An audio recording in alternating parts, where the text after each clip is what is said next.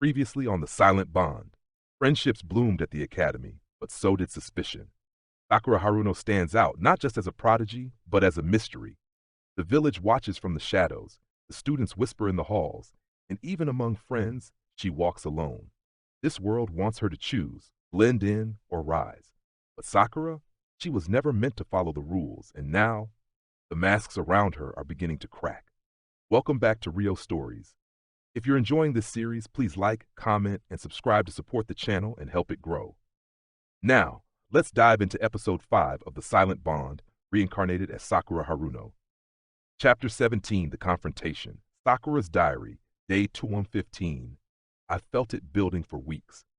Not in words, but in glances. Not in battles, but in silence.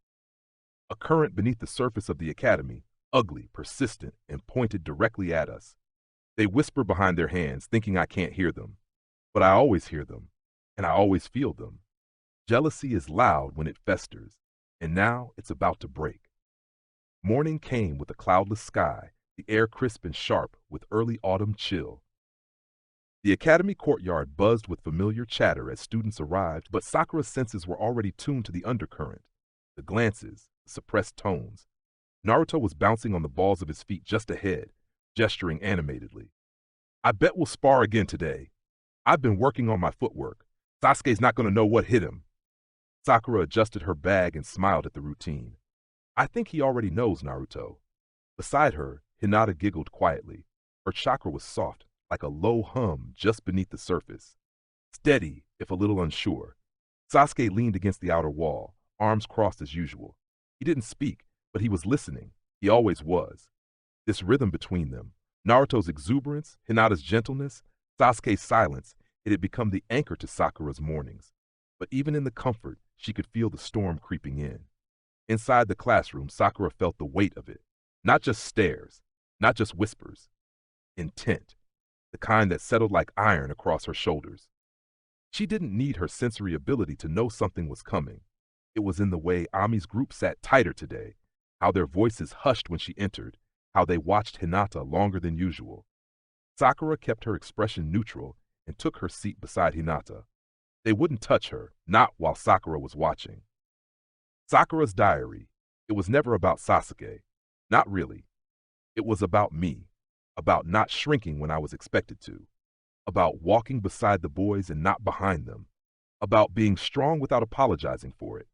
And now they're aiming at Hinata because they think she's the weakest link. They're wrong. Lunchtime arrived. Sasuke and Naruto slipped away to grab extra snacks, leaving Sakura and Hinata by the classroom window, sharing a scroll and a few quiet words about seal formulas. Hinata had just smiled at something Sakura said when the shadow fell across them. Ami with 3 others, none of them smiling. Sakura's body stilled, hand resting lightly on her desk. Here it was. Ami's voice was low.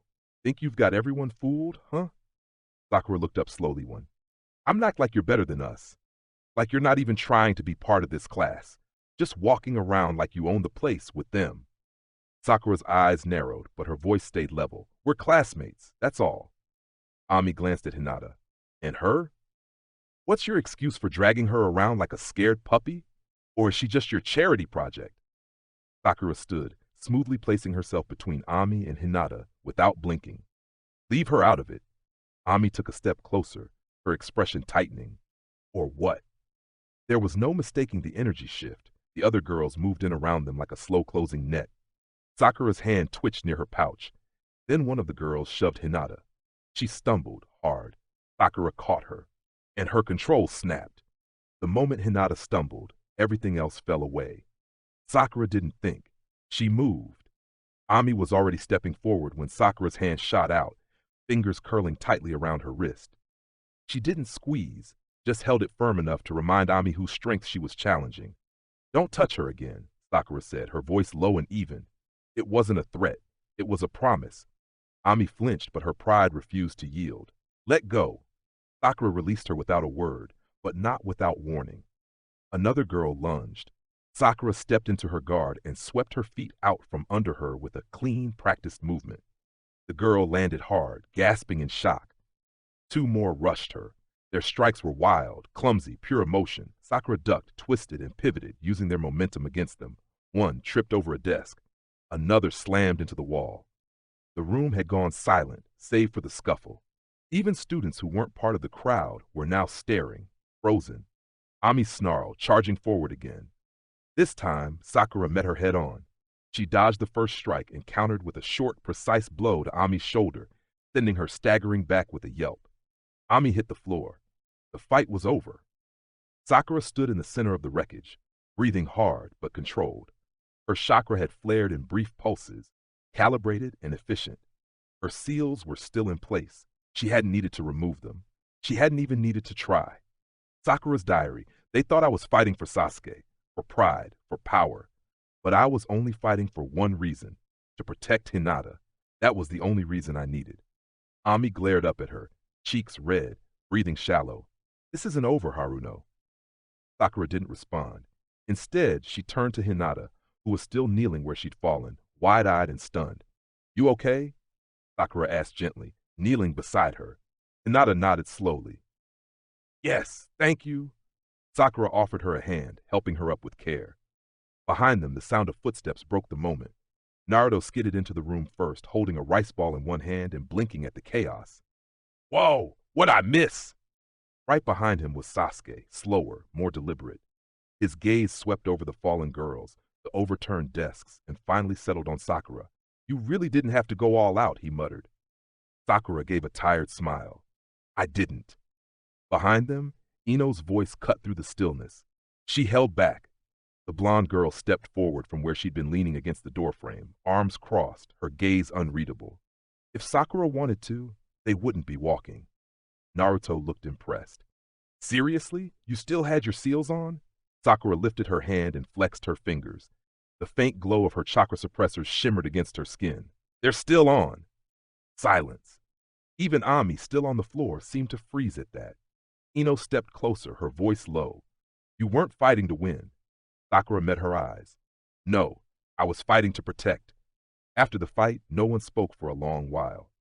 The girls who had attacked Sakura and Hinata gathered themselves slowly, bruised pride more visible than bruised skin. The injuries were minimal. Sakura had made sure of that. Even in combat, her chakra had responded instinctively, softening the worst blows, healing what didn't need to linger. Ami sat on the floor, her expression somewhere between defiance and shame. Ino, watching from the edge, broke the silence with a sharp sigh. You don't get it, do you? Ami looked up, scowling. Get what? Ino jerked her chin toward Sakura. She could have crushed you. She didn't, and she still won. Ami didn't answer. She didn't have to. Outside, the sunlight had softened into gold. The rest of the school day moved on, but something in the air had shifted. The tension hadn't disappeared, but it had thinned, diffused by what had finally been spoken, what had finally been proven. They wouldn't come for Hinata again, not while Sakura was around. That evening, the four of them walked home together as always. Naruto still recounted the scene with flair, his voice rising and falling like a storyteller around a fire. You should have seen her, Sasuke. She was like bam, and then wham! The girls were flying. I was there, Sasuke said flatly. I know, but seriously, she didn't even drop her seals. Hinata gave Sakura a quiet look filled with admiration, then tucked her hands shyly behind her back. Sasuke walked a little closer than usual, and for once, Sakura let herself enjoy the silence. Sakura's diary. They looked at me like I was the villain, like I'd crossed some unspoken boundary by fighting back. But I'm not ashamed. They came for Hinata, and I stopped them. They'll spin their stories, whisper their rumors, but the people who matter saw what really happened, and they stayed. Later that night, Sakura sat beneath the open window, her journal resting on her lap. The hum of the village life carried in on the breeze.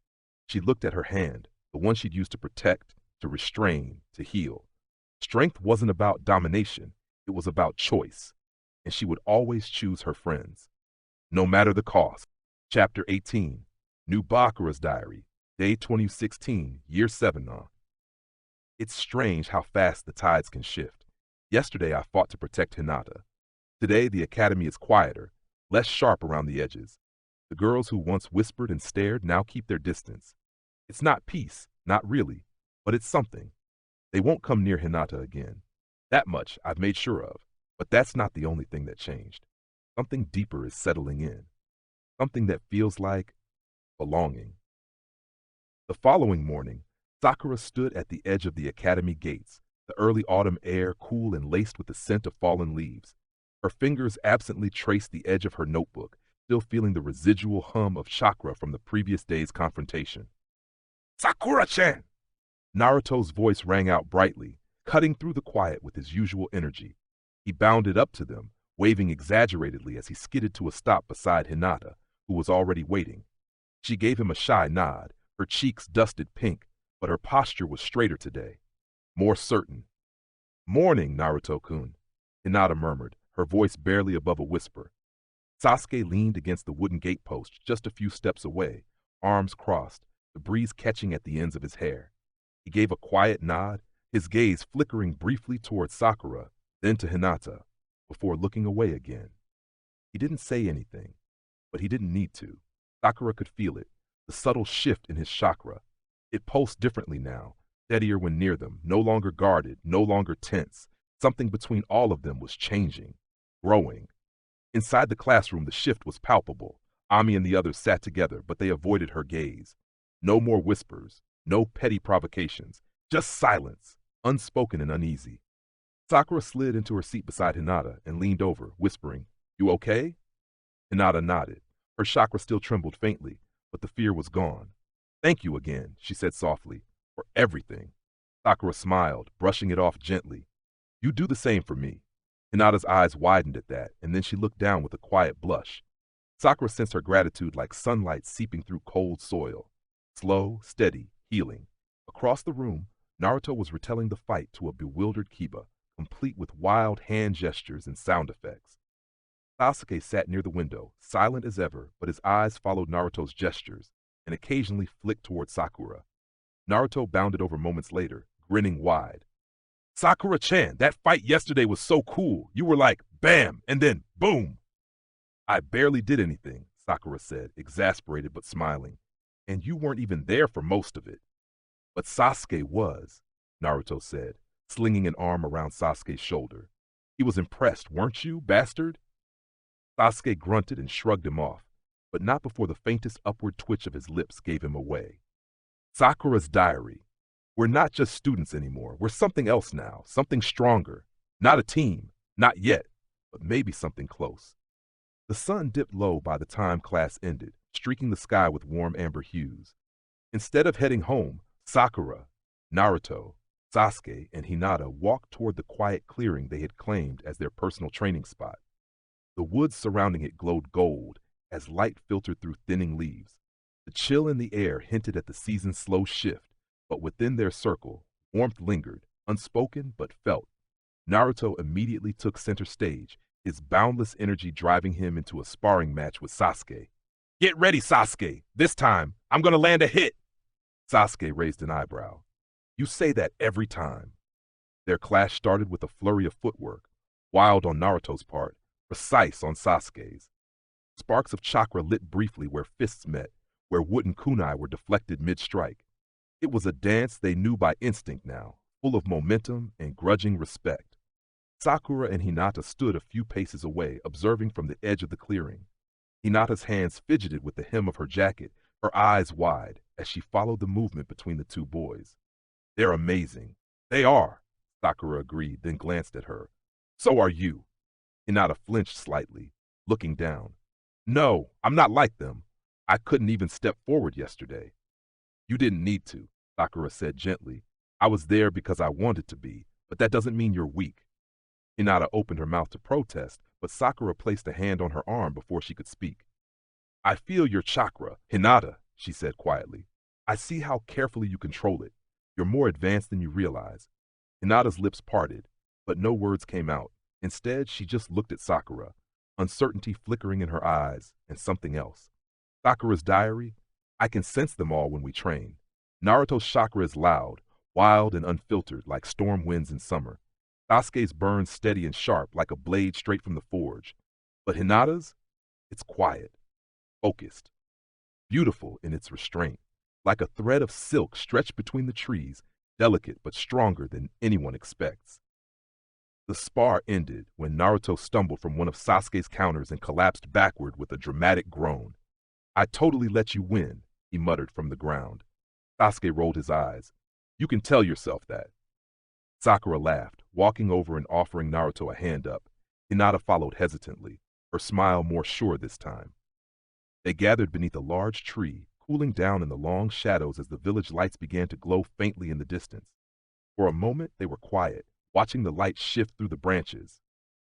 "I like this," Naruto said suddenly, breaking the silence. "Like what?" Sakura asked. "This," he repeated, stretching out on the grass. "All of us. Training, talking, hanging out."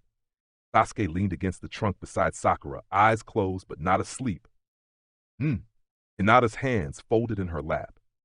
"Me too." Sakura looked around at the three of them. For all their differences, for all their histories, they fit. Not just because of fate or training schedules, but because they chose to keep showing up for each other. It was quiet. It was simple. Sakura's diary, this bond didn't happen all at once. It wasn't forced. It wasn't assigned. It just grew.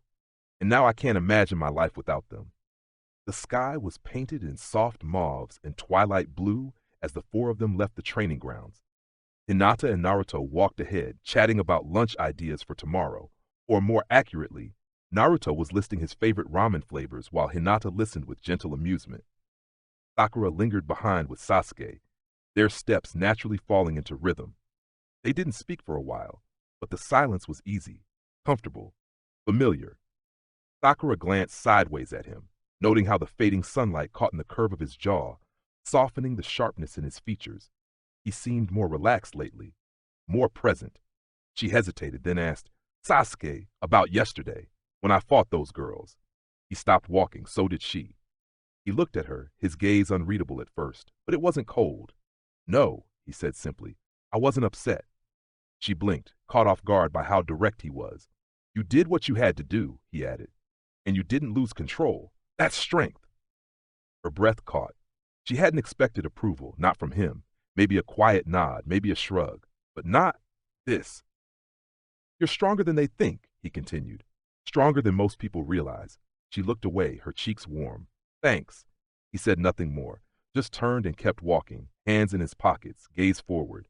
But Sakura felt it, the weight of his words lingering between them, and it meant more than he'd ever admit aloud.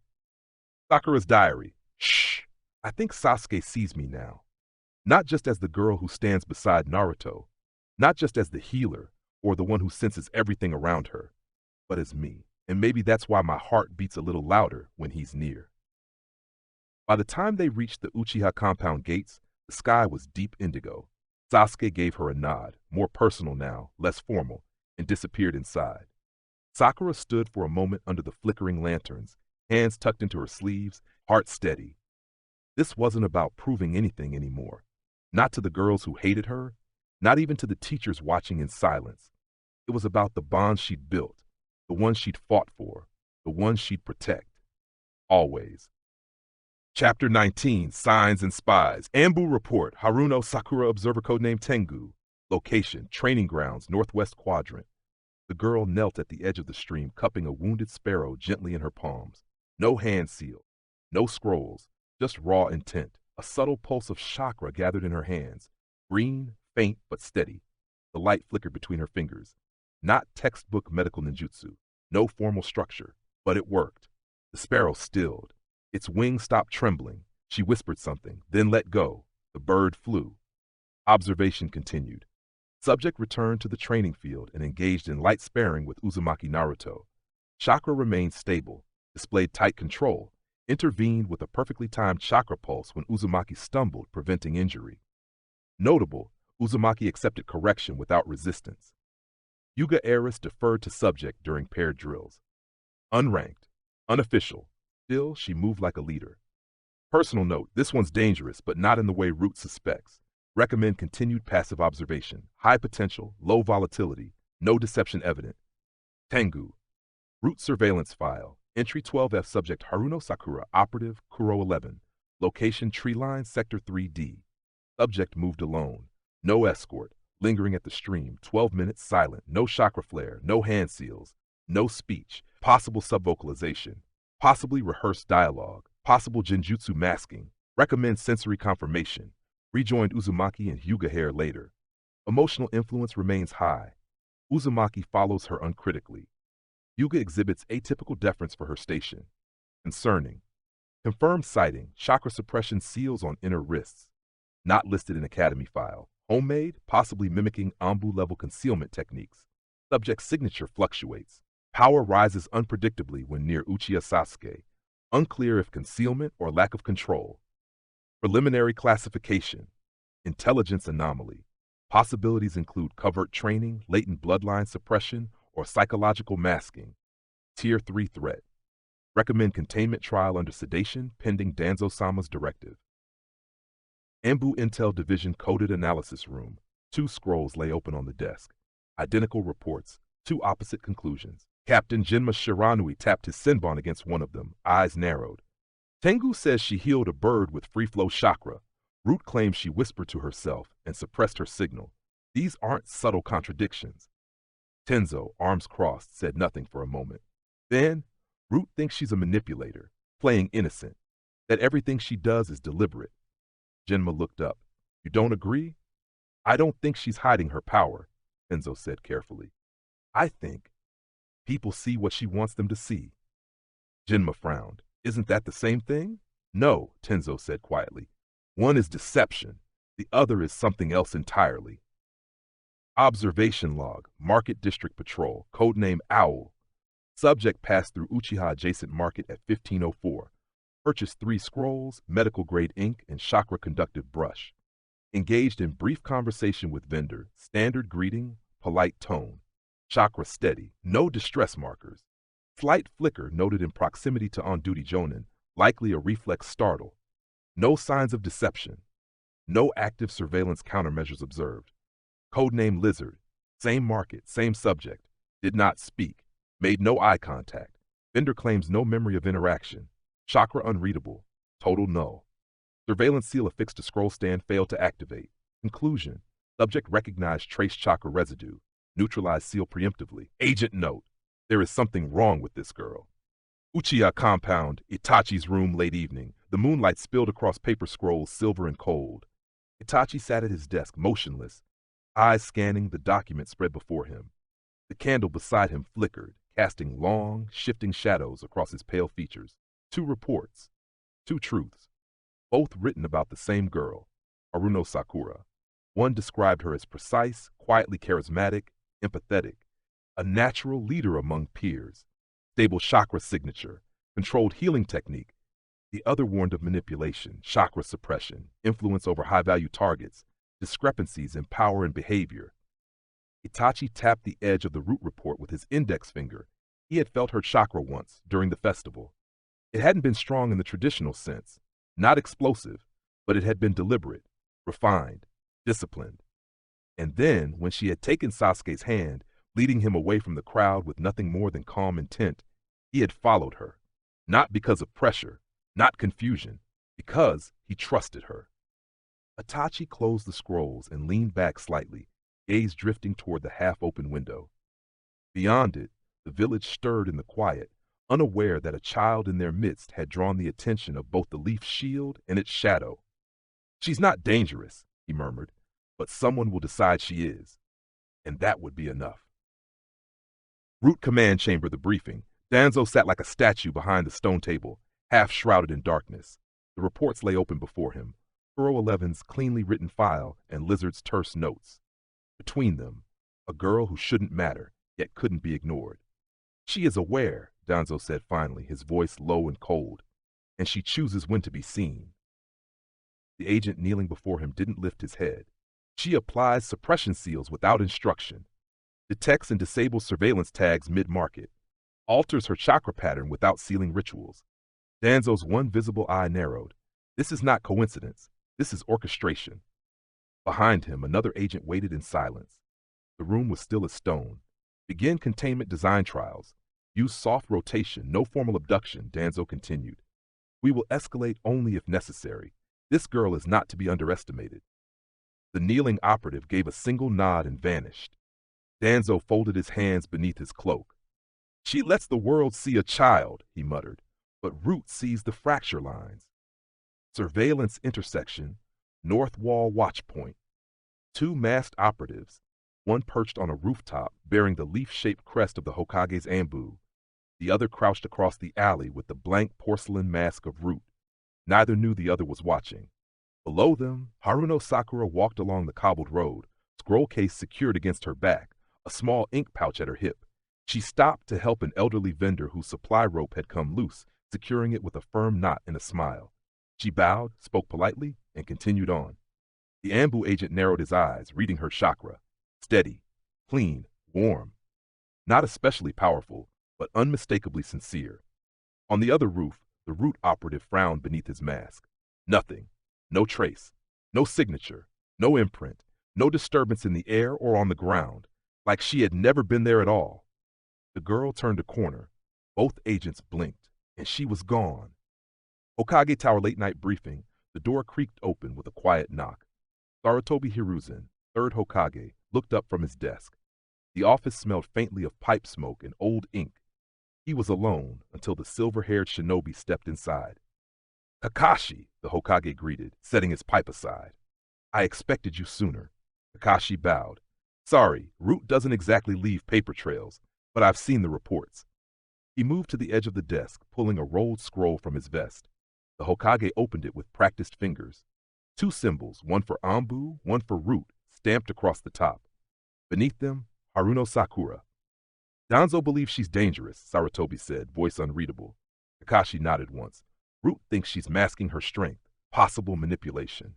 Tier 3 threat candidate. And what do you think? Kakashi hesitated just long enough for the silence to stretch. I think she's not what they expect, but she's not dangerous. Sarutobi exhaled slowly. Go on. She's controlled, hyper-aware, reads people better than most Genin I've met, but she's not ambitious. She's not reactive. She's deliberate. Kakashi crossed his arms, eyes narrowing. Danzo's looking at her through a Root lens. To him, any anomaly is a threat, but Sakura's not concealing power. She's refining it, and she's doing it quietly. That's not subversion. That's intelligence. Sarutobi considered that in silence, then asked, why hasn't she drawn attention before now? She has, Kakashi said simply. You just didn't see it. No one did, because she didn't want them to. The Hokage sat back, fingers steepled beneath his chin. You believe she's self-limiting. I believe she's aware of the world, of herself, of how she's perceived, and Danzo doesn't like people who know how they're being watched. The Hokage gave a low hum of agreement. I'll handle Danzo, he said at last, but keep an eye on her, not as Anbu, as yourself.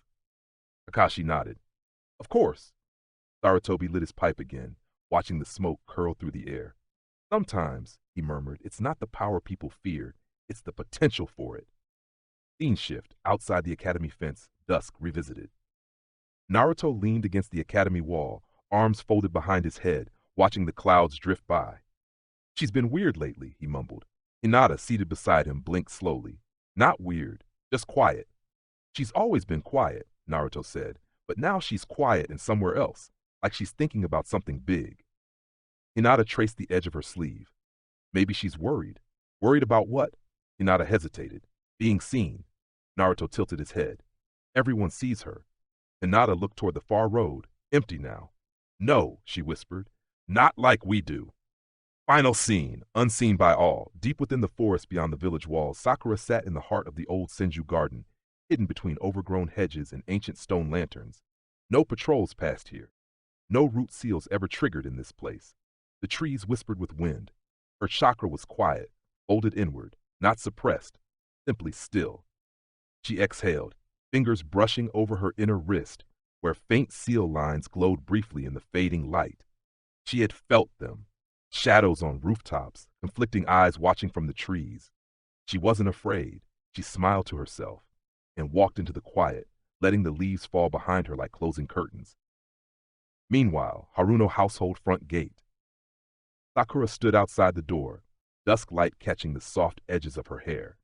She held her satchel tight in one hand, the other still resting at her side, her palm faintly tingling with fading seal energy. She hadn't run. She hadn't changed her routine, but she had noticed everything. A slow breath passed through her lips as she looked up at the soft glow of the kitchen window above. Her mother was making dinner. Her father would be home soon. Normal. Safe. But she knew it wouldn't stay that way forever. Still, she smiled. Not because she was certain of what was coming, but because, this time, she would be ready. That's the end of it for now. I can't wait to show you what's next. Hope you enjoyed. Riow out.